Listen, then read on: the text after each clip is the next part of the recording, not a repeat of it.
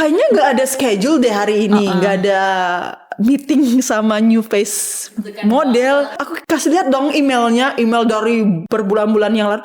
Oh, this person is not working here anymore, katanya. Sawitri adalah international model asal Bali yang kini berbasis di Eropa, tepatnya Portugal. Ia telah berkarir bersama berbagai desainer serta agency modeling internasional. Di tengah karirnya, Sawitri juga menjalani perannya sebagai ibu dari 4 anak. Sawitri menulis buku berjudul I Am Enough, membagikan perjalanannya membangun self-worth dan bangkit dari pengalaman bullying yang bisa menjadi inspirasi bagi orang-orang dalam proses menggapai mimpi mereka. What is the tipping point akhirnya kamu pertama kali ke Eropa sebagai model internasional? Honey, email them back. Dia bilang gitu suami aku. Tell them that you are coming next month. Dia bilang gitu suami aku. Waktu dulu kakak imagine deh, Sawitri yang kecil, kurus, giginya putih, menceling gitu, rambutnya yang hitam. Nah itu jadi bulian waktu itu. Balik lagi, sesuatu yang berbeda adalah sesuatu hal yang tidak biasa untuk teman-teman di daerah, teman-teman pada saat itu. Aku kuliah loh kak sambil punya anak. Anak aku masih umur 11 hari. Keluar dari rumah sakit aku baru mulai kuliah. Sawitri, kalau kamu mau punya anak, kamu punya bangun segini, anak kan mau menyusui gitu-gitu kak. Aku searching nih, jam berapa ibu-ibu biasanya bangun menyusui. Gak begitu pernah tidur kan. kalau awal-awal Exactly, kan. gak pernah tidur. Kamu tuh merintis karir kamu sebagai model profesional all over Europe tuh sambil juga punya 4 anak to take care of. The question is how on earth?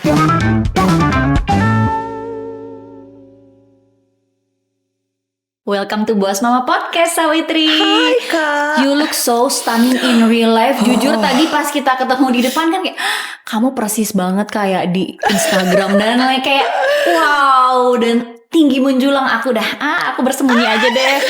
Apa kabarnya? Aku baik kak, terima kasih banyak udah dikasih kesempatan yang luar biasa ini. Pertama kali aku denger kata Boss Mama, I mean like I'm so excited. Apapun yang terjadi, I have to come here. Dan akhirnya ketemu Kak Sabrina, I'm so happy. Thank you banget ya udah ngeluangin di tengah kesibukanmu. Karena kan kamu juga base-nya di Portugal ya. Betul. Sekarang lagi di Jakarta, Betul. traveling for work juga dan Betul. lain-lain. Jadi I'm so grateful. Sekaligus aku pengen congratulate you karena kamu baru rilis buku ya. Yes. I Am Enough. Jadi kayaknya asik kalau kita mulai percakapan ini dengan what is this book all about? Apa arti Absolutely. dari I Am Enough? Oke, sebenarnya kak, judul I Am Enough itu kata-kata enough. I am enough itu adalah kata-kata yang selama ini aku cari dalam hidup aku. Gitu. Kenapa? Karena banyak momen waktu aku dulu bertumbuh di Bali sampai sebelum aku ke Eropa, itu badan aku, otak aku, lingkungan aku sekitar, orang-orang itu menganggap aku tidak cukup, enough gitu. Oh really? Jadi yes. Jadi mungkin nanti aku bakal cerita kenapa, ada apa di balik itu semua. Itu semua ada ceritanya yang membuat aku sampai bisa menjadi Sawitri yang sekarang ini, yang kuat, yang gak takut lagi, yang percaya diri. Masih kadang tidak percaya diri, but fake it until you make it gitu kan. Jadi it's all about, dan aku juga tuliskan beberapa journey aku di situ. Bagaimana aku tumbuh menjadi anak desa, pindah ke Jakarta sampai akhirnya aku menjadi model internasional dan base di Eropa. Seperti itu. Iya, keren banget sih perjalanan kamu. Cuma kan biasanya orang ngelihat suksesnya aja ya. Absolutely ya. Aku sendiri awal tahu kamu dari video-video kamu ya kan, lewat gitu di FYP, betapa kerennya. Dan lucunya kamu membuat video tentang kamu di rumah. Tadi kamu dari Bali ya? Bali mana tempatnya? Bali Barat. Bali Barat, Betul. kamu di rumah versus kamu lagi on the runway di Eropa. Iya. So it's like wah keren banget nih. Terima gitu. kasih. But we're gonna lihat dari sisi perjuangannya karena kan Absolutely. pasti ada proses dan itu nggak instan ya. Iya. Nah mungkin karena kita bahas dari pengalaman kamu dulu kali ya gitu kan, kita let's take a flashback sedikit Sure. ke masa-masa kamu growing up. Kamu seperti apa sih growing up? Boleh kamu ceritain gak sedikit Sawitri yang mungkin dulu dari Bali Barat itu seperti apa? Iya, setiap ada pertanyaan ini tuh aku rasanya berat banget, tapi excited. Karena aku mau teman-teman di luar sana tahu bahwa aku itu bukanlah orang, maksudnya keluarga aku bukan orang kaya gitu kak. Karena kan sekarang aku tinggalnya di Eropa, bekerja sama desainer-desainer ternama, catwalk di Portugal, Lisbon, Paris Fashion Week, Wow. pasti kan harus memiliki uang tabungan atau keluarga yang kaya raya. It's not like that. Keluargaku sangat-sangat sederhana.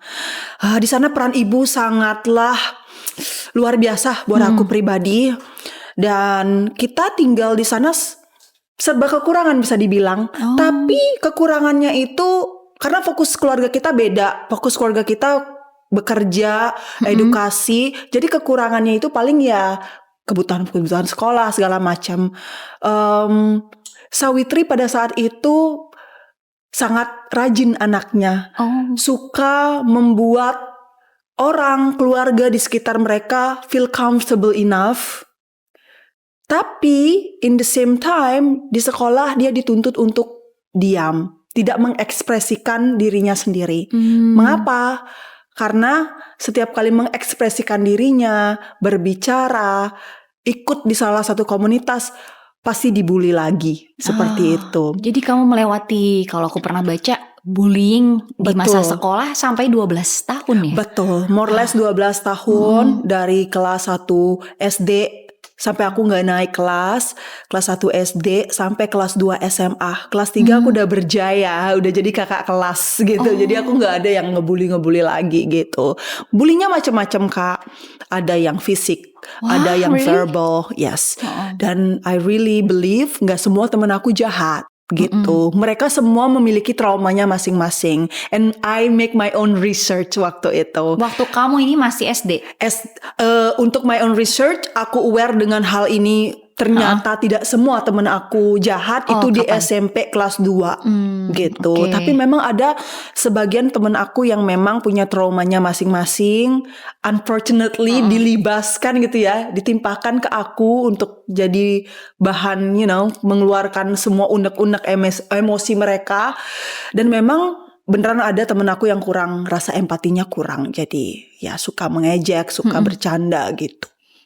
Dan sebenarnya kan kita juga pernah 2 podcast tentang bullying dari sudut pandang edukator. Dan memang ini tuh bukan hal yang harus kita anggap sepele ya. Absolutely. Nah ini aku benar-benar aku ingin tanya, but only answer if you're comfortable ya. Sure. Gitu. Mungkin apa sih, mungkin biar teman-teman juga aware ya, bullying apa yang waktu kecil itu kamu rasakan dan awalnya kamu gak ngerasa gitu, dan mungkin ternyata lama-lama threatens your self image. Oke.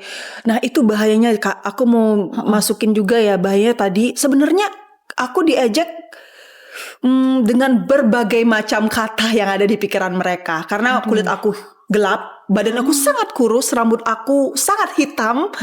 Dulu pernah rambut aku dicukur pendek kayak cowok gitu kan. Itu juga dibully. Rambut aku panjang juga dibully. Gigi aku yang rata ini gift from my father bisa dibilang. Dan sangat putih. Tapi sekarang kan udah agak menguning ya karena sering minum kopi. Waktu dulu Kakak imagine deh, Sawitri yang kecil, kurus, giginya putih, menceling gitu, rambutnya yang hitam. Nah itu jadi bulian waktu itu. Padahal itu cantik gitu loh. Terima kasih. Tapi kenapa bisa ya? Iya kan berbeda Kak. Balik lagi, sesuatu yang berbeda adalah sesuatu hal yang tidak biasa untuk teman-teman di daerah, teman-teman pada saat itu. Karena aku sendiri yang berkulit hitam. Gelap. Sorry, I'm not agree with hitam, black, hitam. Gelap. Gitu. Back lagi sama pertanyaannya Kakak. Ya betul. Banyak kata-kata yang sempat aku percayai Kak. Dan itu buat aku overthinking. Itu membuat aku takut melangkah, takut bicara, takut mengekspresikan feeling aku. Sampai orang tua aku gak tahu. Dan ternyata mereka tahu. Ada plot twistnya nanti 2024. Iya. Baru tahu 2024? Iya aku baru tahu. Kalau mama aku sedih aku bicaranya, soalnya aku tuh jarang deep talk sama ibu aku. Kenapa aku gak cerita sama ibu aku? Karena setiap kali aku pulang ke rumah, wajah ibu aku tuh sedih Kak. Capek ngurusin anak, bapak kan merantau. Setiap 6 bulan sekali baru pulang ke rumah. Aku dituntut di rumah mau tidak mau harus look after younger, sibling gitu. Adik aku sebelah sana harus ngurus dia. Adik aku lagi yang cewek. Kita berempat. Berempat kan kakak adik, bertiga cewek dan Iya, terakhir yang cowok ya. betul.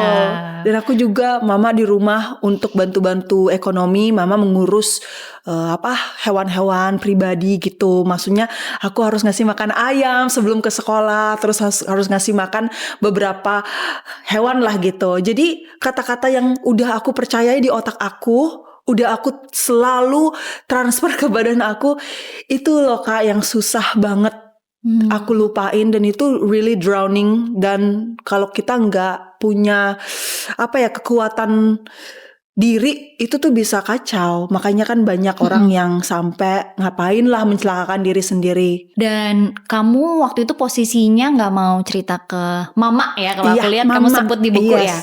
Karena tadi ya udah nggak enak duluan posisinya. Betul. Jadi apa itu ya lebih motivasi kamu? Aku tuh balik lagi, aku kayak gitu mungkin ya, aku orangnya, aku gak mau melampiaskan kemarahan aku, emosi aku, kecapean aku ke orang lain. I feel that is not so nice. Aku mau kakak always happy with me gitu kan, no matter what. Tapi sakit-sakitnya aku dendam sendiri gitu, ngerti kan? Dengan ngobrol, minta bantuan sama guru, beberapa udah pernah. Ada yang ditanggapi, ada yang tidak. Dan aku orangnya, kalau sampai aku minta bantuan, terus aku gak dibantu, I will step back gitu. I will just find my way untuk bantu diri sendiri. Jadi itu sebenarnya hal-hal yang sangat basic ya, atau gampang, tapi very deep. Hanya aku waktu itu yang ngerasain yang seperti itu. Susah banget rasanya cerita. Jadi waktu itu udah sempet ask for help pun ke guru, belum ada solusi yang konkret gitu ya. Betul. Nah ini kan proses yang aku bisa bilang gak mudah juga ya. Betul, melewati Kak. Itu. Dan kapan sih titik balik dimana kamu ngerasa gak bisa nih, ini gak sehat? Apakah ada sebuah kejadian atau seseorang yang akhirnya membantu kamu? Boleh kamu ceritain gak? Aku gak pernah bilang aku gak punya temen sama sekali di SMP sama SMA. SD juga ada, tapi lebih ke temen yang kita diem-diem berteman. Karena temen aku takut dibully juga. Ya ampun. Sampai begitu. Dan kata teman-teman aku yang udah lulus waktu dulu sebelum aku ke Eropa, mereka bilang, Ti, aku mau bilang loh ke kamu, salah kamu tuh apa dulu waktu di SMA? Kamu malah membantu orang yang dibully. Ya kamu dibully lagi dong sama grup yang lain. Lah, aku kayak berpikir, aku feel proud loh bantu temen aku yang dibully, terus aku dibully lagi. Ya udahlah, aku udah dibully, ya udah sekalian aja lo ngebully gue gitu kan Kak. Lebih baik seperti itu dong daripada kamu nggak ada rasa empati, nggak mau membantu temennya gitu kan. Kalau kamu nggak berani sendirian, ajak aja teman-teman yang lain gitu kan, bisa saling bantu membantu. Gitu kan. Balik lagi tadi, aku lupa pertanyaannya Kak. Oke. Tadi aku tanya, titik balik akhirnya itu kan proses yang panjang. Apa titik baliknya kamu bisa? Titik baliknya itu aku ingat yang tadi aku making my own research di kelas 2 SMP. Ada satu kejadian Kak. Ada satu kejadian, ada kakak kelas yang memang sekolahnya kita SD bareng, SMP bareng gitu kan. Nah kakak mungkin gak tahu di sini di Jakarta ada atau enggak, tapi anak-anak di Bali tuh biasanya bercandaannya saat kakak jalan, kaki kakak disandung dari belakang. Terus kamu kesandung, terus kamu jatuh kayak begini, kayak tengkulup gitu loh, telungkup, tengkulup gitu. Jatuh sampai gitu fisik kan. gitu ya. Iya, tapi dia kayak membuat itu hanya sebagai bahan bercandaan aja. Oh maaf, tapi waktu itu menggunakan bahasa Bali gitu. Maaf. Setelah itu dia jongkok dong, kakak kelasnya itu. Aku beneran jatuh Kak. Kakak kalau aku buka ini ada beberapa something here. Ya memang jatuh karena aku naik pohon ya segala macam. Tapi ada beberapa bekas yang masih ada dan aku bisa point to you nantilah. Nah pas aku jatuh, aku telungkup. Kakak kelas itu pura-pura minta maaf, pura-pura bercanda, pura-pura mau bantuin aku gitu. Ternyata celana dia, berarti aku ini sebelah kiri. Dia jongkok, celana yang panjangnya naik ke atas. Dan aku lihat ada sembam kayak burst gitu Kak, kayak habis dipukul sama sapu warna-warna merah itu dari kekuningan. Kakak kelasnya itu menyakiti kamu itu ya? Bukan, aku lihat di dianya waktu dia jongkok gitu Kak, kelihatan celananya naik gitu Kak. Terus aku tanya, kakak dipukul sama bapak ya gitu. but in Balinese word. Kenapa aku bisa bilang seperti itu? Karena isu-isunya orang udah pada tahu di desa itu ada anak ini suka dipukul sama bapaknya karena bapaknya metajen apa yang jual apa berkelahiin ayam gitu. Jadi aku nyeletuk aja gitu soalnya aku lihat kakinya dia kayak warna merah gitu Kak, sembab memar gitu Kak, tapi kayak ada sapu kelihatan tanda-tanda sedikit, Exactly. bukan jatuh biasa gitu ya. Betul. Dan dia bilang kayak apa? Dia nggak bilang apa-apa. Dia cuma kayak kikuk apa? Aku bisa ngelihat gerak tubuh wajahnya itu kayak udah mau nangis, takut nggak nangis sih kayak beda aja Kak. Terus dia lari pergi. Nah dari sana aku berpikir, oh beneran ya. It's not all my friend is bad people, tapi unfortunately back again. Aku jadi sasarannya mereka. Karena itu Gitu. tadi mereka punya trauma tersendiri yang justru malah mereka bawa ke orang lain. Betul. Dan aku pernah Kak nonton, pokoknya nih malam-malam banget, pagi-pagi banget jam 1 jam 2. Itu kan biasanya di TV itu ada film-film barat ya. Oh ya, Atau apa film-film tengah malam, bioskop tengah malam gitu kan. ya. Gak tahu kenapa aku menonton tuh tengah-tengah malam SMP kelas 2. Dan di situ di hari itu aku kayak mendapatkan suatu idea. Kalau aku sedih, aku harus menyakiti diriku. Bukan menyakiti, tapi membuat diri aku lelah. Kenapa itu, maksudnya gimana tuh? Oke, aku jelasin ya. Dan dari inspirasi Tenang. di film itu Iya, gimana? tenang. Ini tidak menjadi sesuatu hal yang mengerikan. Oke. Iya, jadi aku mikir-mikir nih. Oke, kalau aku capek di saat aku sedih, semua emosi aku keluar dong. Aku capek dong. Jadi aku gak perlu marah-marah, aku gak perlu nangis-nangis. I find a way how to make myself tired but in the good way. Jadi dulu di SMP kelas 2 ada guru olahraga ngelihat aku lari di lapangan stadion. Aku dulu juara jalan cepet Kak, sama lari maraton. Makanya kaki aku sangat kurus karena aku memang basicnya atlet dulu gitu. Aku lari nih Kak, aku lari, tas aku udahlah aku taruh di mana, lari hujan waktu itu, tiba-tiba hujan. Oh, aku lari Kak, lari berkeliling stadion itu.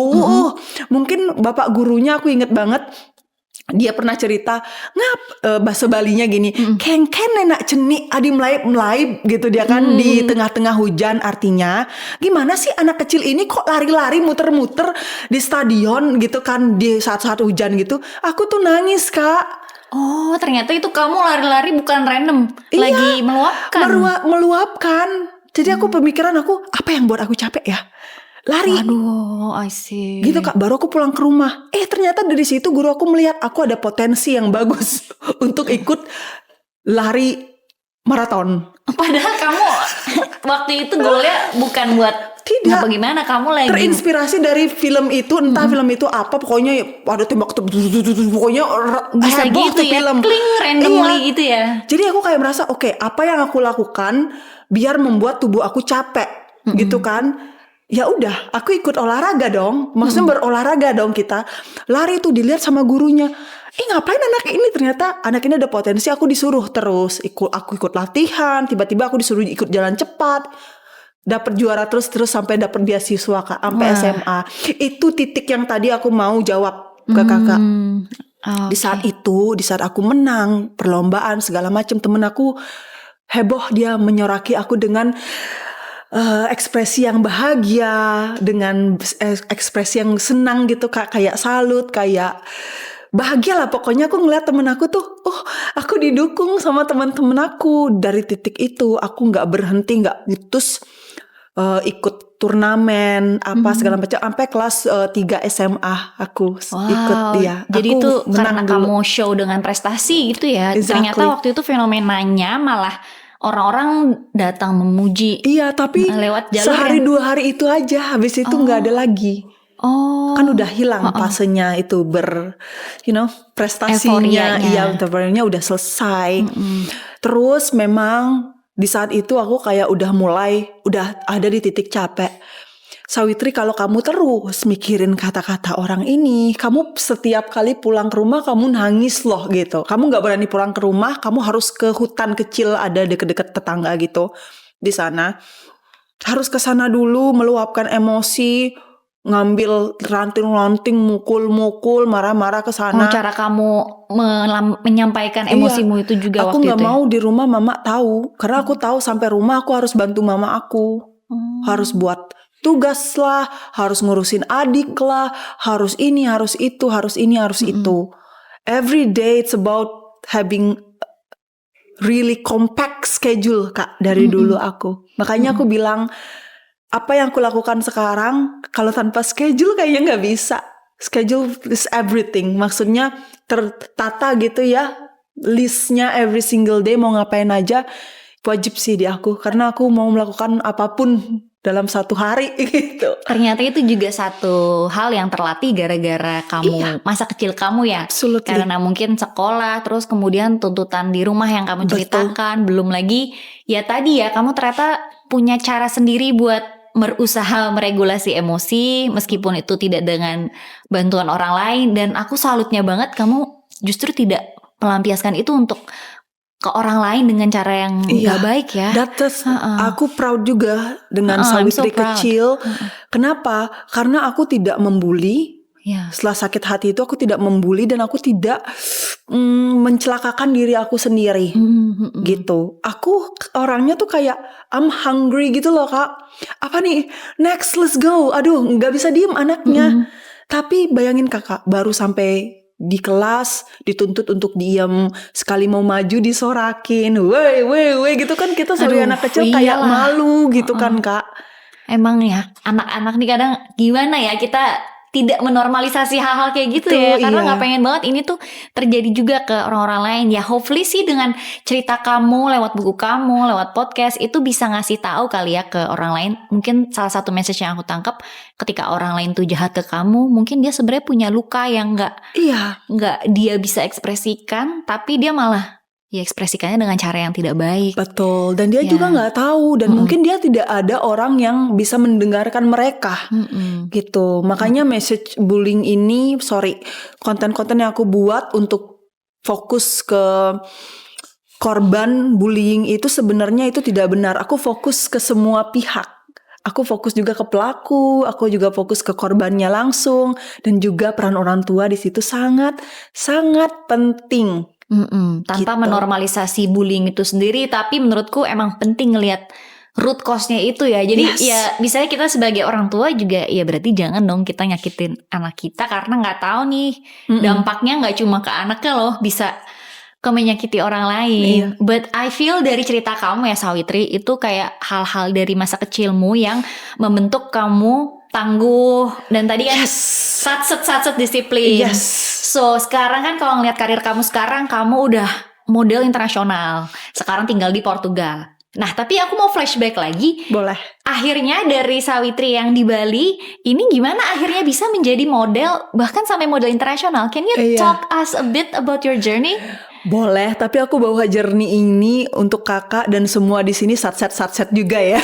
Soalnya beneran satset. Iya, panjang dan juga satset Kak. Gini, aku kan dulu cita-citanya menjadi seorang pengacara Kak. Oh itu pas kamu kecil SMA, cita-citanya. Iya, SMA kita boleh diwajibkan pilih 2 kan. Kuliah mau di mana aja. Waktu itu aku mau jadi ilmu gizi. Orang yang expert lah di ilmu gizi sama jadi pengacara. Kenapa? Karena dulu aku dibilang kurang bergizi. Jadi aku pengen belajar ilmu gizi. Kemarahan lagi kan? Kemarahan dari orang-orang. Betul. Terus kalau menjadi seorang pengacara itu memang betul dari kemarahan juga. Aku pengen membantu orang-orang yang terzolimi di luar sana gitu kan. Long short story, banyak ada kehidupan di Bali sampai jadi waitress, sampai ngumpulin uang sendiri. Akhirnya aku having kind of a magic university opportunity dari tante aku. Dia nawarin aku untuk tinggal dan bekerja di Jakarta. Kenapa? Dan karena kamu pindah ya? Karena dia lihat potensi aku besar lah gitu. Dan waktu itu aku cuma punya uang 96.000. Dan tante aku yang bantuin semuanya dari transportasi, tiket, segala macam. Setelah itu di Jakarta aku kerja di salah satu perusahaannya dia yang memfokuskan waktu itu jual software sama saham. Makanya aku pernah belajar dan ngajar saham untuk anak-anak sebaya aku zaman itu. Lalu tiba-tiba tante aku nyeletuk nih, Sawitri, kenapa kamu nggak coba sekolah modeling gitu? Kamu tuh Tiba-tiba badannya nggak karena ada kan padahal badanmu backgroundnya. nggak ada sama sekali, nggak ada kepikiran. Tapi kan aku ketemu sama investor-investor Kak waktu itu, orang-orang yang memang berduit. Dia ngeliat aku dikira, oh kamu model ya, kamu apa gitu kan, karena memang badan aku kurus banget, tinggi segala macem. Aku bilang enggak kok, enggak tante gitu kan. Mindset aku masih berpikir model tuh harus seperti ini, dan aku jauh banget dari kriteria yang ada. Tapi selama aku pikir-pikir, kayaknya bagus juga. Kenapa? Karena aku masih merasa kayaknya aku kurang percaya diri deh. Aku nggak tahu nih cara pakai heels yang baik dan benar seperti apa. Mungkin bakal nambah komunitas buat aku. Mungkin aku bakal tahu gimana caranya pakai baju yang baik dan benar dengan warna yang sesuai gitu kan. Akhirnya tante aku kasih aku izin. Akhirnya aku cari sekolah salah satu modeling di Indonesia. Waktu itu kelasnya itu dari jam 4 sampai 6 kalau nggak salah. Sedangkan Sore ya. sore. Sedangkan kita kalau kerja kan 9 to 5. Jadi agak tabrakan dong. Iya, Gimana aku tuh jadinya itu karena sama tante kan kerjanya. Aku ngerjain dulu tugas-tugas aku di waktu-waktu itu. Terus aku dikasih pulang duluan sama tante aku. Malam closing lagi, ngobrol lagi, ketemu sama investor lagi gitu. Jadi kehidupan aku tuh nggak kerja sebenarnya dari 9 to 5. Kadang-kadang aku harus ketemu klien, dinner bareng sama tante aku. That also takes time, makanya dia berikan aku kayak waktu, udah kamu fokus ini bagus sebagai tambah-tambahan ilmu segala macem. Makanya Kak, aku tuh belajar lagi di rumah di YouTube waktu itu karena aku takut sama guru aku. Guru modeling. Karena aku jarang dateng dan telat-telat gitu kan. Jadi aku kayak belajar lagi di rumah biar nanti ada ujian atau waktu aku di sana itu nggak aneh-aneh gitu kan jalannya, biar gak dimarahin, sama biar gak rugi juga kan, lumayan mahal waktu itu. Belajarlah aku di YouTube cara jalan model. Taunya dapetnya cara jalan model internasional yang Naomi Campbell.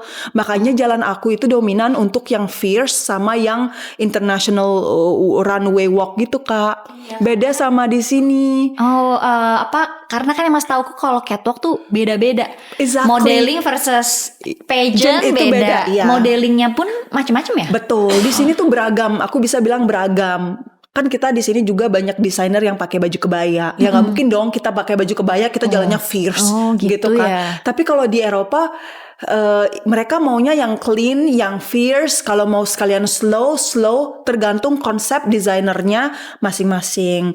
Tapi mereka di sana gampang Kak, clean aja, lurus balik, ciao, ganti baju kedua, lurus balik, ciao, gitu aja. Kalau di sini kan kita isi stop dulu, muter lagi, balik lagi, maju lagi, muter lagi, beragam aku bilangnya.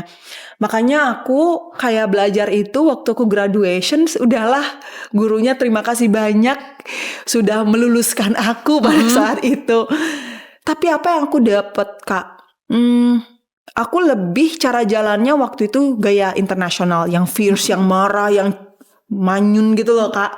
Gitu. Karena kamu ya gak sengaja. Ini gak sengaja tadi kamu bilang ya, ngikutinnya. Belajar, iya, karena takut. Jadi aku mau belajar gimana caranya turn, tapi turnnya ini beda apa segala macam gitu. Ternyata detail-detailnya gitu ya, Iya, yang Kak. gak sama. Karena kan setiap kelas itu setelah perkenalan, kelasnya itu kan penting semua.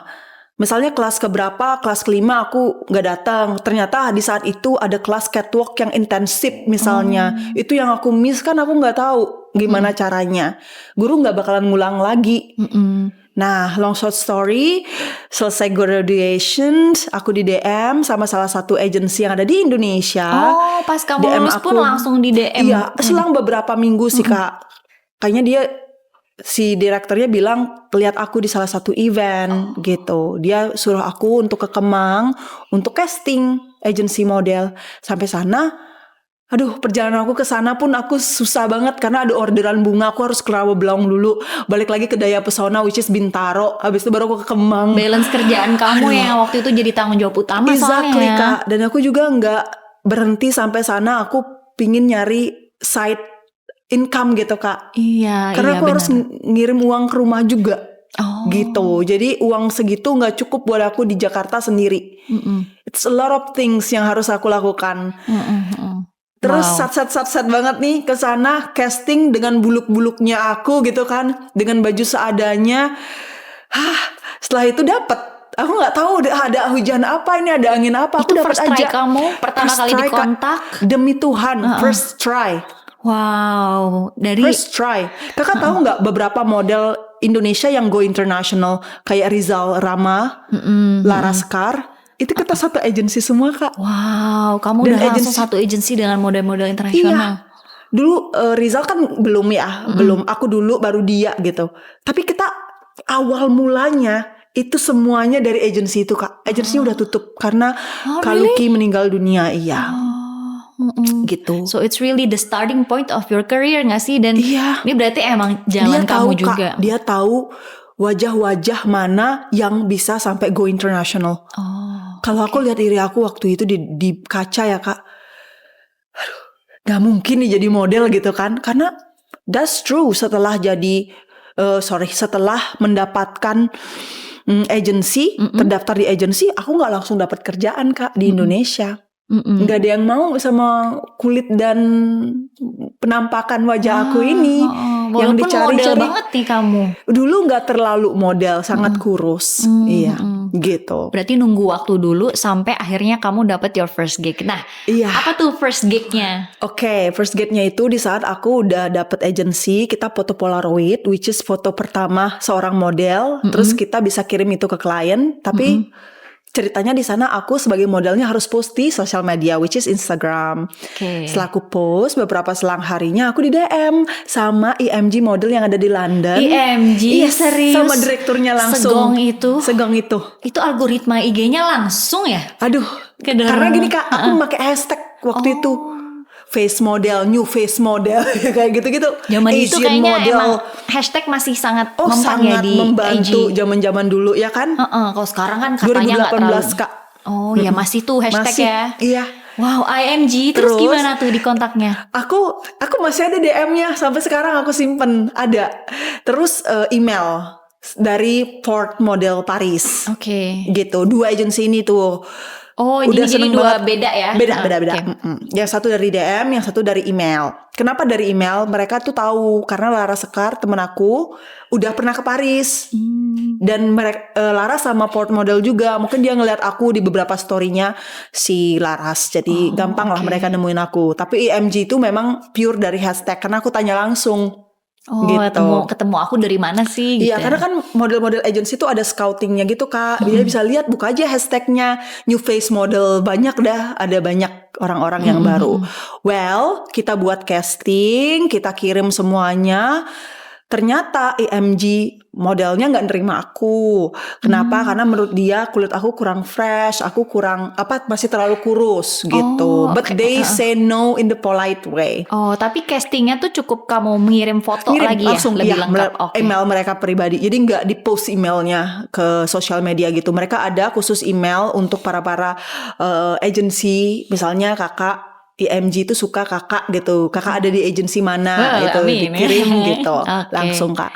Terus kalau yang Port Model Paris itu dia nerima aku. Dia seneng. Bahkan sampai ngirimin kontrak dan aku bisa review kontraknya dulu gitu. Nah setelah review kontrak kita ada jadwal Zoom bareng. Terus aku yang bilang enggak Kak gitu. Oh, kenapa tuh? Padahal udah langsung dapet nih satu opportunity. Waktu itu apa yang akhirnya membuat banyak kamu? pertimbangan yang buat aku bilang bentar dulu deh, sabar dulu, next time. Tapi aku gak boleh lupain opportunity ini. Karena yang pertama, aku belum pernah keluar negeri Kak. Oh. Mentok-mentok aku baru sekali 2 kali ke Singapura. Belum pernah ke Eropa sama sekali. Paris, you know Paris gitu Iya. kan. Seberapa megahnya, seberapa mahalnya gitu di pikiran kita gitu kan. Tiket mereka bakal urus, visa bakal mereka urus. Nanti bakal dikembalikan uangnya setelah aku dapat kerja berapa persen gitu Kak. Di kontraknya itu ya. Tapi aku kayak mikir, I'm alone dari Iya desa. lagi. Ini baru di Indonesia, baru di Jakarta, sorry. Aku baru ngumpulin uang beberapa juta aja. Maksudnya kalau ada apa-apa gimana nanti? Aku gak ada yang bantu. Iya. Dan aku gak berani ngutang Kak. Kenapa gak berani ngutang? Karena ibu aku udah sering ngutang. Dulu waktu aku kecil aku trauma. Sampai sekarang aku gak mau ngutang dan aku gak punya utang dimanapun. Wah gitu. keren. Aku kayak udah uang yang aku punya itu semampu aku. Oke. Kalau aku mau beli something semampunya aja. Kalau belum, tunggu, sabar. Emang sih pasti scary banget ya buat itu. Jadi waktu itu akhirnya mungkin pas di sananya juga harus punya biaya untuk biaya hidup kan. Betul. Itu jadi pertimbangan aku kayak besar. step back dulu lah. Tunggu berapa bulan. Aku bilang dia, tunggu aku ya. I will ready in couple of months. Aku bilang begitu. Jadi kamu Mereka mau ngumpulin nunggu. uang gitu ya? Iya, aku ngumpulin uang Kak. Sampai kan aku jual bunga, aku buka event organizer walaupun gak ada invoice-nya waktu itu. Gitu-gitu Kak. Pokoknya gak ngerti kan. Maksudnya aku gak ada company segala macam. Tapi through friends to friends. Anaknya ada yang birthday lumayan dapat waktu itu 1 juta, 2 juta lumayan. Pakai tambah-tambahan jualan bunga gitu. Wow. Jadi semua tuh orang-orang yang jualan pada zaman itu di Rawabelong tuh temen aku semua Kak.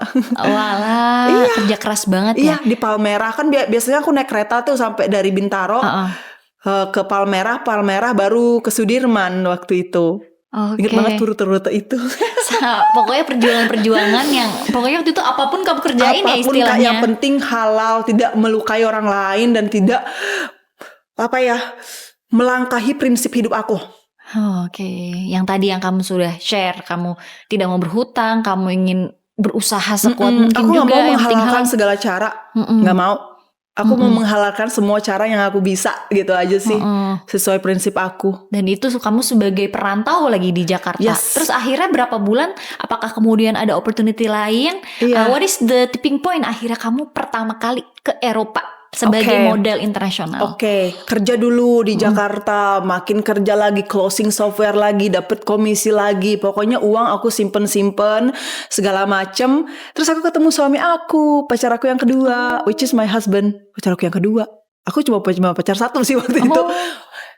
Pacar aku itu sekarang husband aku gitu. Ketemu dia di Bursa Efek Indonesia waktu itu. Husband kamu dari Poland tapi kamu ketemunya di Jakarta. Iya, waktu itu dia lagi di Jakarta. Temennya ada salah satu temennya investor gitu juga datang menghadiri salah satu acara di bursa. Waktu itu aku ada acara juga. Kita ketemu di sana temenan. Aku sambil kerja temenan. Dia balik ke Eropa, dia balik lagi ke sini. Akhirnya pacaran. Baru aku berani bilang sama dia, Han, aku udah ini loh pernah ada opportunity, ada modeling Paris agency dari ini mau ajak aku kerja sama. Terus suami aku kayak excited gitu, can I see the email, can I see the profile, dia bilang kayak gitu. Oh my god honey, this is huge, dia bilang kayak gitu. Why you not going, bla bla bla bla bla. Aku cerita, wah aku belum cukup, aku sendirian, aku nggak tahu, aku nggak berani kalau ada apa-apa segala macam. But now udah beberapa bulan tuh Kak, kalau aku bisa inget 4-5 bulanan lah. Sekarang uang aku udah cukup, aku bilang begitu. Honey, email them back, dia bilang gitu suami aku. Tell them that you are coming next month, dia bilang gitu suami aku. Jadi kamu di-encourage ya? Iya, dan aku udah siap Kak sebenarnya. Tapi makin siap lagi karena someone yang aku sayang, yang support aku waktu itu bilang, go, take the opportunity, email them back, tell that you are coming, dia gitu. Aku bakal temenin kamu kalau kamu takut gitu kan. Nah, setelah aku berpikir-pikir, aku making list nih Kak. Kalau aku ada apa-apa, aku kemana, uang cukup gak ya, beli tiket segala macam. Sampai aku nelpon embassy loh Kak, Indonesia di Paris. Aku email. Kamu sangat careful ya, sangat dan careful. Sangat risk management. Absolutely. Which is very cool. Karena gitu, aku takut kalau ada apa-apa. Aku sebenarnya orangnya cengeng Kak. Tapi aku gak berani ke ranah itu. Jadi aku harus mempersiapkan apapun dengan matang. Alhasil nanti kalau udah terjun di lubang itu, aku bakal survive gitu kan. Tapi aku harus siapin pelampung dulu. Karena biasanya kan orang udah ada opportunity gede, terus kayak ini once in a lupa lifetime diri gitu ya. Dia langsung udah kita cobain dulu deh. Walaupun di sisi lain emang mungkin nih amit-amit ya jangan terjadi, ada resiko-resiko. But I think what we can learn from you adalah kita boleh excited tapi dibalance sama managing resiko ya. Dan hasilnya kamu malah jadi lebih siap. Waktu itu akhirnya gimana kamu menentukan Yani gue udah siap berangkat, dan akhirnya berangkat, journey-nya gimana? Aku mau boleh jujur di sini. Boleh dong. Aku sebenarnya masih merasa bersalah sama ibu aku. Karena kan aku harus minta izin sama ibu aku kan. Mama di rumah, mama gitu kan. Ada bapak juga di rumah, minta izin mau keluar negeri, ngapain, mau casting segala macem. Mungkin kakak lihat ada potong-potongan reels aku lagi nyium punggung mama. Itu ada. Aku lagi minta izin tuh. Oh. Gitu. Gini Kak, mama aku tuh orangnya sangat sayang sama anaknya. Dia sangat takut anaknya itu terlalu jauh. Sedangkan dia sendiri tidak bisa membantu nantinya if something happen. All about money. Gitu kan. Dan aku larang ibu aku untuk kalau aku bisa ngirim uang ke rumah every single month, sampai sekarang pun sama, dilarang ngutang. Dan mamaku gak pernah ngutang karena memang udah ada, kan anak-anak udah besar semua gitu. Jadi mama aku tuh takut aku ke Eropa apalagi sendiri. Aku bilang aku sama temen, gak pacar kan apa segala, karena mama aku itu, kita punya ada norma-norma Kak, sulit untuk dibicarakan, tapi memang itu kayak perjanjian kita bersama, dan itu make me really proud with myself. Jadi aku bisa fokus, dan juga aku menghargai ibu aku. Jadi kenapa aku bisa sampai memilih suami aku ini kayak cepet banget jadi suaminya, karena dia memang menjaga norma-norma yang aku udah bilang gitu.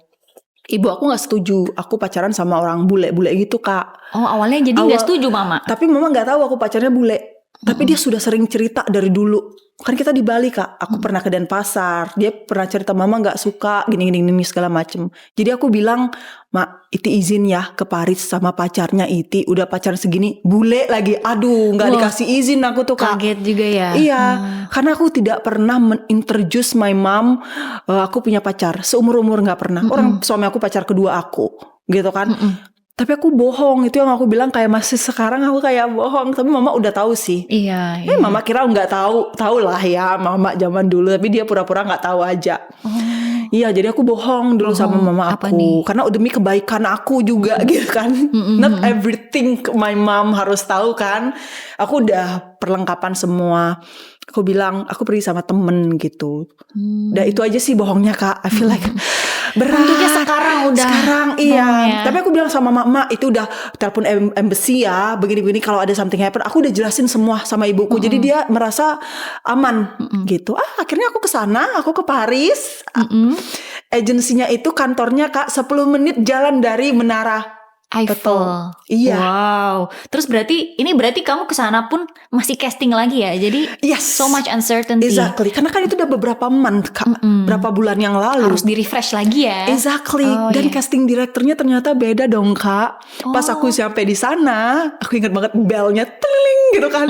Aku masuk di sana, pacar aku ada meeting di salah satu building di situ. Jadi dia nggak ikut. Dan aku mau pergi sendiri untuk kayak jangan diantar-antar.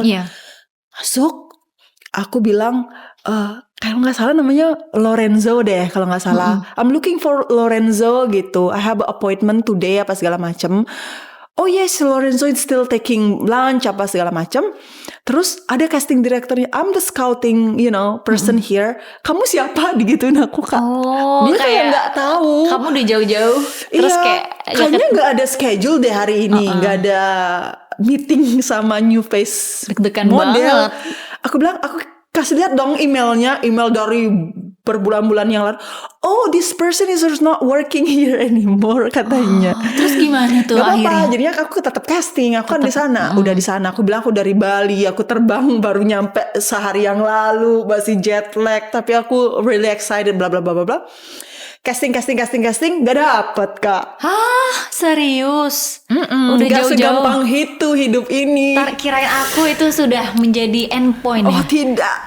Terus gimana akhirnya? Kayak aku mencoba udah untuk nyampe kuat. sana. Mereka tuh nolaknya, I will let you know gitu kan, as soon as possible. Tapi digantung tuh ya. Of course lah, as soon as possible let you know itu udah gak bakalan let you know.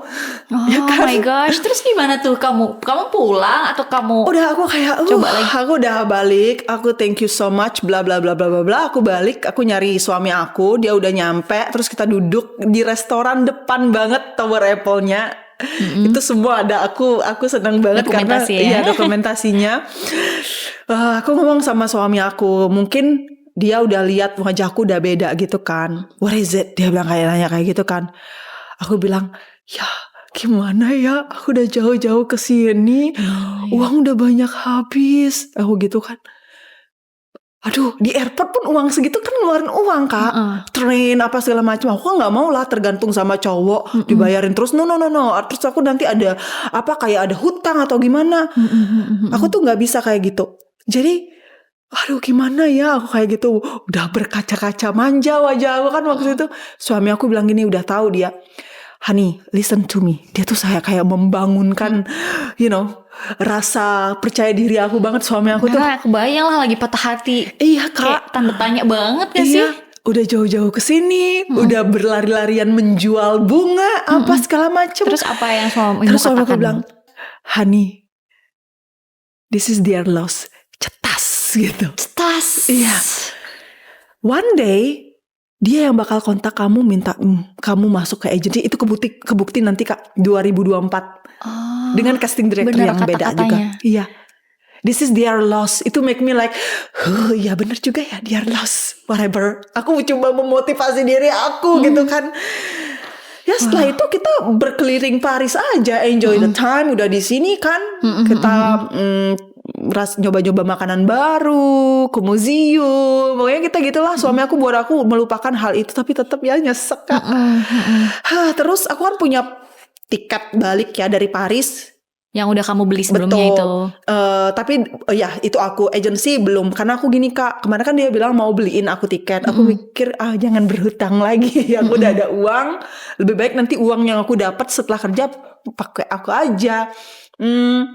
Tiket aku kan sebenarnya dari Paris ke Indonesia, ke Jakarta gitu kan, tapi ke Doha dulu pakai Qatar waktu itu, abis itu baru ke Indonesia. Nah suami aku tuh kayak bilang, Han, if you don't mind, let's go to Poland, dia bilang gitu.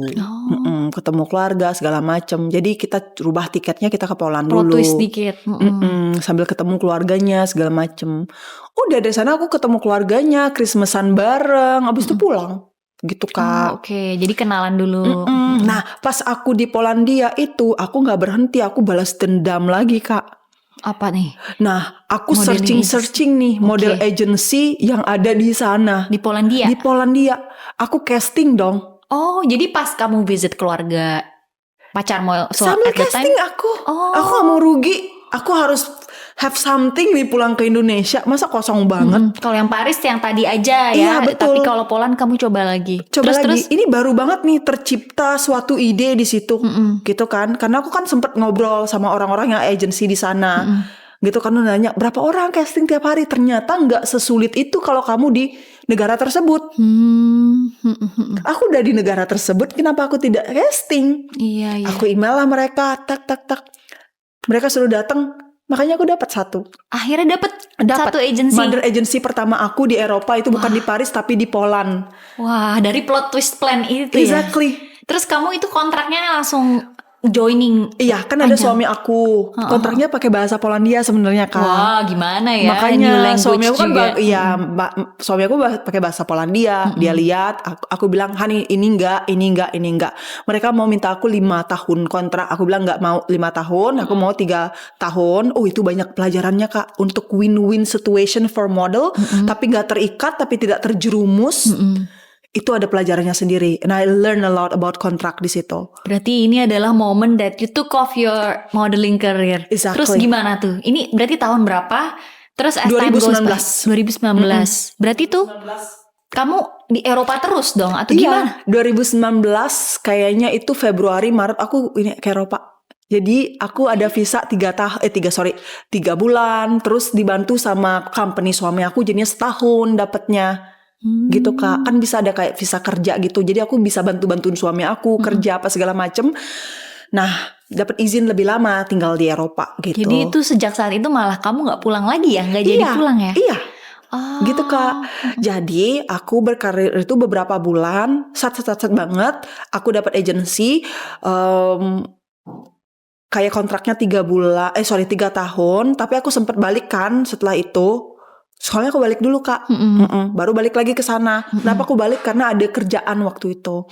Sudah di sana, kenapa nama aku semakin besar di Jerman, di mana-mana itu semuanya beda-beda karena negara. Beda-beda negara. Aku ada 7 agensi sekarang yang aku terdaftar di 7 agensi di sana.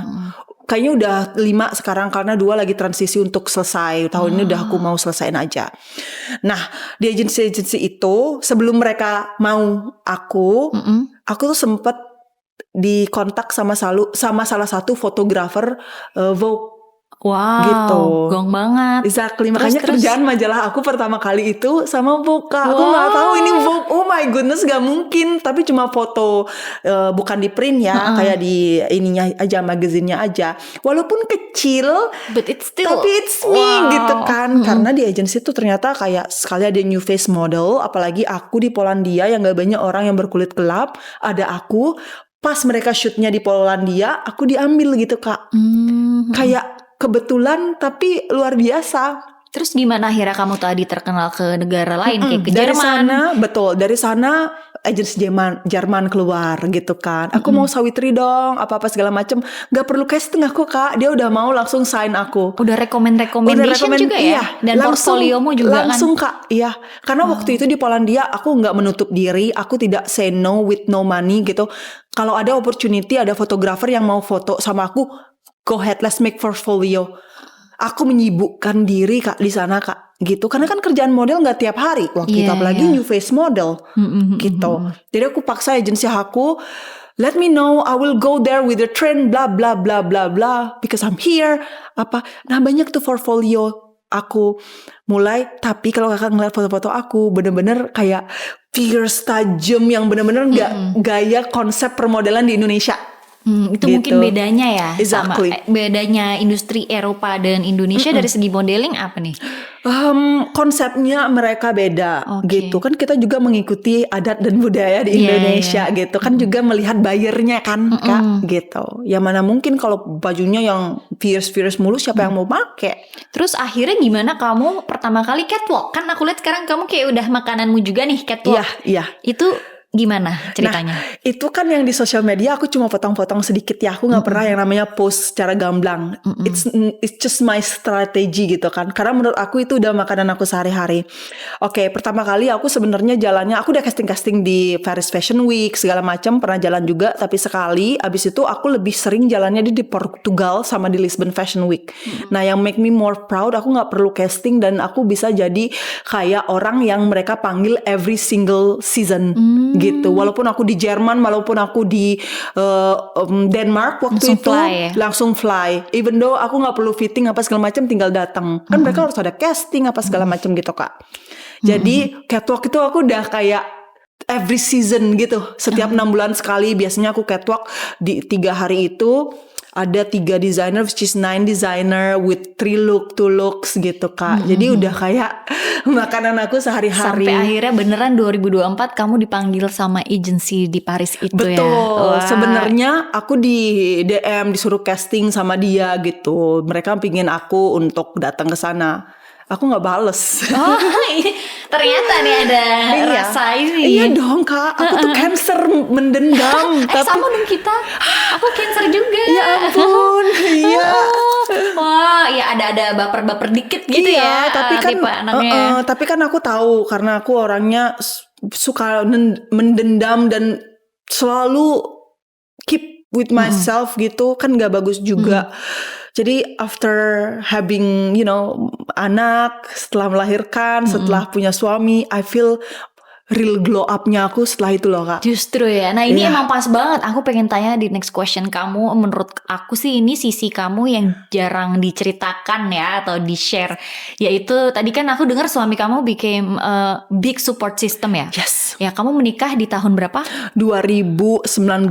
Dan sekarang kamu punya berapa anak tadi? Oke, aku punya 2 anak dari aku sendiri, which is Alexander sama Maximilian. Alexander itu umurnya 6, Maxi 5. Terus anak sambungan, which is my husband, dari suami aku, itu cowok 1, baru 17, namanya Stas, my lovely Stas. Yang kedua, anak aku Nala, cewek, baru berumur 14 tahun. Jadi gitu. kan wow, ini tuh the side of you yang jarang diceritakan. Kamu tuh merintis karir kamu sebagai model profesional all over Europe tuh sambil juga punya 4 anak to take care of.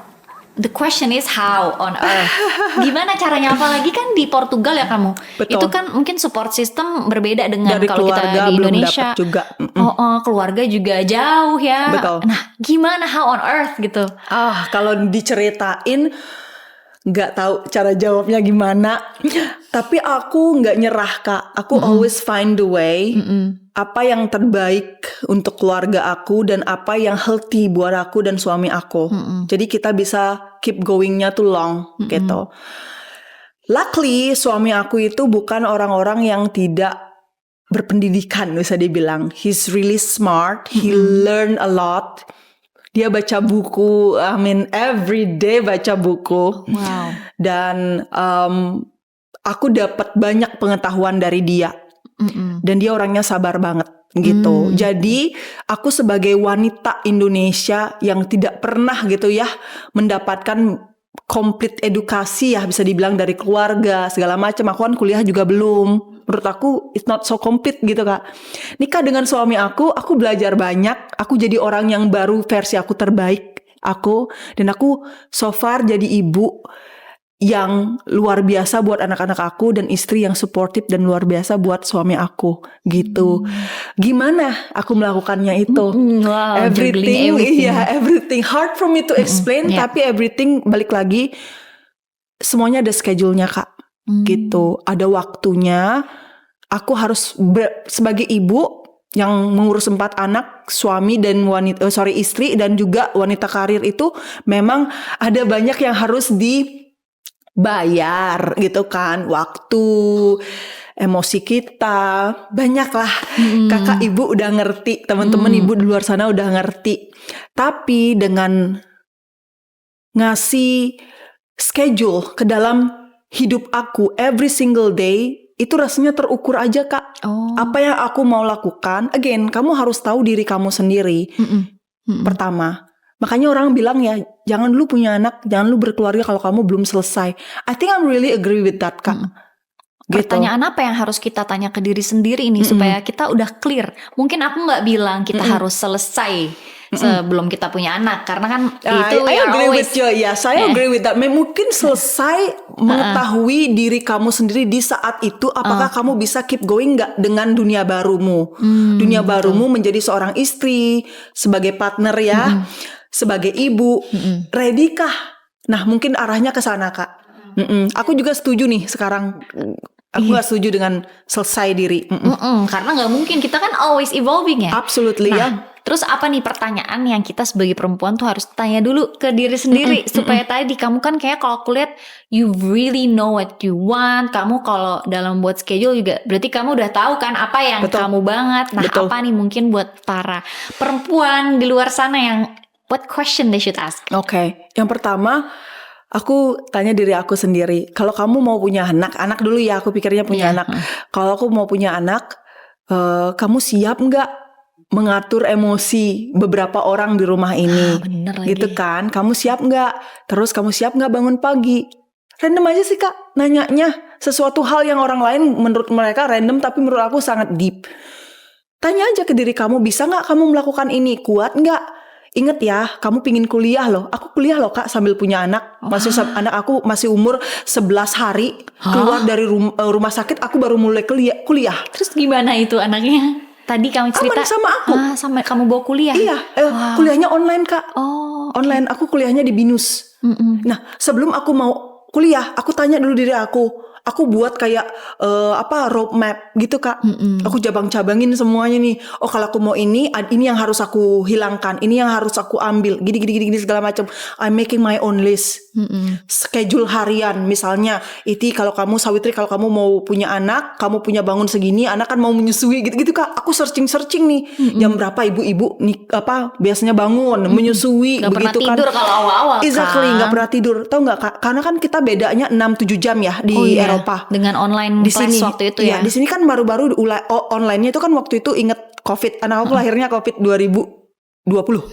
COVID di sini. Jadi kelasnya itu pagi Kak, jam 9. Di sana kan pagi Kak. Pagi, ya ampun, tengah malam ya. Tapi kan aku bangun. Oh iya. Terus I say, I make all the schedule. Aku bangun anyway. Aku ngurus anak anyway. I will try to motivate myself. Udah aku buka Zoom. Aku bilang sama guru, Pak, Bu, mohon izin ya, aku matikan camnya soalnya aku lagi sama anak bayi aku. Oh ya nggak apa-apa. You understand what I mean? Yes, I take the really. opportunity from schedule yang sembraut itu Kak. Untuk jalan bareng-bareng. Harus udah kamu pre-plan ya, Iya. biar rapih, gak bisa Iya Kak. instan spontan gitu aja ya. Exactly. Toh sekarang aku udah selesai kuliah. Semoga nanti bisa lanjut S2-nya di Poland. Anak aku udah lumayan mandiri, Udah 5 gedean, sama udah enak 6. tuh. Iya, makanya aku traveling sekarang. All about schedule Kak. All about kamu tahu cost apa yang harus kamu keluarkan nantinya. Nah, itu. Kamu harus hitung-hitung apakah pantas jalan ini aku tempuh, apakah cost yang aku keluarkan, yang aku kasih ke keluarga aku, yang aku dapatkan itu setimpal nggak? Gitu. Itu tuh aku banyak pertimbangan di situ Kak. Makanya sekarang aku sebagai seorang ibu, anak-anak kan sekolah semua nih di International School, American School. Mereka dari jam 7.45 sampai jam 5.30 Kak. Wah, udah kamu sangat sudah bisa fokus ya sekarang. Exactly Kak. Udah dari dulu kan, tapi masih kalau masih kecil, mereka juga ke daycare gitu, tapi sekolah di situ. Di Portugal lengkap banget Kak. Jadi apa yang aku lakukan? Jam 7.45 anak udah sekolah. Berarti anak-anak bangun kira-kira sekitar 6.30 sampai di jam-jam segitu. Which is if I want to have my time alone or with my husband, I need to wake up a bit early. Jadi schedule aku, sorry aku ngomongnya cepet banget. Schedule aku dari jam 4 sampai jam 6.30 it's my time to wake up atau sleep. Gak boleh lebih dari itu, aku harus bangun. 6.30 udah pasti boleh bangun. If I want to have my time alone, aku harus bangun jam 4. Wow, kamu benar-benar jadi tarik undur, dan aku setuju banget soal yang kamu cerita. There's always a price to pay ya. Absolutely ya, gitu Kak. Aku mau melakukan semuanya, nulis buku ini Kak. Aku tuh bangun pagi. Oh, untuk Bangun nulis. pagi, iya. Dan aku tidurnya bareng anak-anak jam 7.30. Bayangin deh. We need a sleep untuk otak kita bisa berjalan dengan baik dan benar. Berarti sleep tuh tetap prioritas buat kamu. Absolutely. Kalau enggak aku udah ngoleng, aku udah kayak orang gila Kak. Dan kamu lebih milih ya tadi bangun pagi, kan lebih fresh Exactly. juga ya. Yes, Oke. gitu. Ngurus anak, breakfast. Aku biasanya buat breakfastnya di dinner. Aku biasanya buat overnight oatmeal. Aku selalu buat kayak gitu. Jadi anak-anak tinggal ambil, tinggal makan, tinggal pergi. Buah udah harus ada di rumah. Pisang, gak ada makan-makan sweet sama sekali. Karena menurut aku sangat mempengaruhi mood mereka. Kalau mereka udah makan sweet terlalu banyak, it's gonna be difficult for me, dan juga very unhealthy for our child and their brain gitu. Aku ajak dia antar mereka ke sekolah. Habis itu it's my time. Jam 9, 9.30, kadang 11.30 aku pilates, aku lari, making lunch for me. My husband sangat fleksibel Kak. Dia bisa beli makanan sendiri dan dia bilang dia nggak nuntut aku, Han kamu harus masak. No, it's not my husband gitu. Dia bakal nyuruh jangan masak terus. Ya kan memang biar sehat. No, it's okay, there is a green, ada namanya Honest Green. Kalau orang-orang di Eropa tahu Honest Green, it's really famous. Kayak vegan food gitu Kak, vegetable semuanya. Suami aku sering banget order di situ. Dia bilang udah order aja. Jadi itu kebebasan itu yang aku dapet sama suami aku, makanya aku bisa berkembang, bisa melakukan suatu hal Kak. Ini emang relate banget sama quote, your partner is one of the biggest business decision in your life. Karena ya tadi itu, bahkan dari sebelum kamu sesukses sekarang pun di encourage, sekarang pun juga kalian saling memberi ruang ya buat satu sama lain. Dan kayaknya aku bisa bilang saling melengkapi kekuatan dan kekurangan sih, strength dan weakness-nya tuh saling melengkapi ya gitu. Betul. So ya, dan aku suka banget prinsip kamu soal kadang kan orang beralasan nih, aku gak punya waktu untuk itu. Iya. Tapi dari kamu sendiri, kamu bilang you make time for that. Mau itu mau bangun jam 4 pagi pun. Absolutely. Kalau mau bangun jam 3 kan terlalu early ya. Maksudnya jam 4 itu udah kayak udah normal banget sih. Asalkan kamu jangan tidurnya jam 1 pagi juga. Iya. Gitu. Tidurnya Harus cepet. pinter-pinter. Harus be real with yourself. Iya. Kalau mau something, jangan diomongin doang. Feel it gitu. Ini beneran sesuatu hal yang aku mau nggak? Hati harus bersih sih Kak menurut aku. Wow, keren banget sih You have definition to of feel it. boss mama. Oh. Iya, harus dirasain. Kalau mau sesuatu, bedah lagi nih. Aku membedah lagi ya. Pikirin, aku menganalisa banget nih Kak. Oh ini ternyata butuh waktu ini. Oh ternyata aku nggak bisa. Itu harus, kalau mau jadi ya Iya. satu tujuan itu banyak sekali pertimbangan. Apalagi aku akibat terbuli ini, aku memang dasarnya overthinking, makin overthinking. Oh, I need to fight with that. Tapi itu hal yang ternyata di masa lalu yang awalnya tuh menjadi luka, ada sifat yang ternyata bisa jadi strength juga ya pas kamu besar ya. Nah, Sawitri, apa values yang ingin kamu tanamkan ke anak-anak kamu ya sekarang, looking back? Oke. Banyak. Banyak nih kayaknya banyak, kalau dari banyak. obrolan. Banyak yang kakak kan juga seorang ibu. Kita mau anak kita yang the best gitu kan ya. Aku pingin anak aku ngerti sih gimana caranya membatasi dirinya sendiri dan tidak stop jika dia believe with something gitu.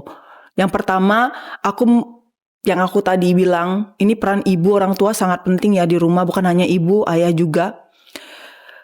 Aku mau anak aku lebih jujur aja sama orang tuanya gitu. Yang aku gak jujur sama orang tua aku. Karena aku ada alasan. Jujurnya itu kayak kita sebagai orang tua juga harus open ke mereka. Give them space to talk with us gitu.